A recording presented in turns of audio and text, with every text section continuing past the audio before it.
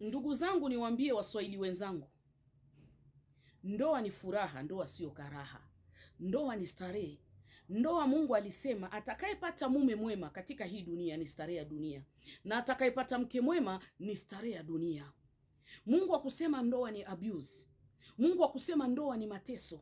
Ndoa ni starehe, na hakuna mtu anaikataa hiyo starehe. Kila mtu hiyo starehe anaipenda.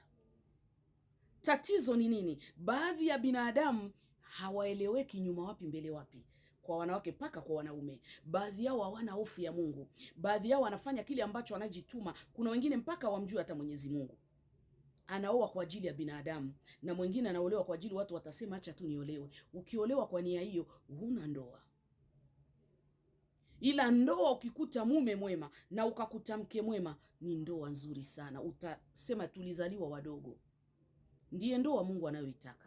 Sasa baadhi ya hizo ndoa, ukiona mwanamke mwenzio anaachika, usicheki, labda kapitia kwenye hiyo mitihani, na ndiye maana kaacha ndoa yake.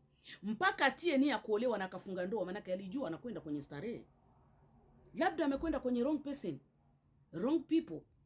Kuna watu wamevurugwa. Kuna mwanaume alikuwa sio mlevi wakati anakuchumbia kisha kuoa anakuwa mlevi. Kuna mwanaume alikuwa sio mzinifu wakati hajakuoa kisha oa anakuwa mzinifu.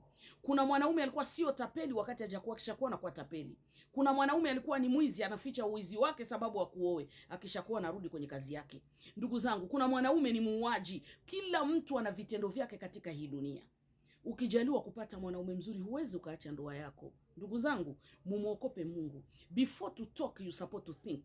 Don't talk the rubbish, don't talk nonsense about the others.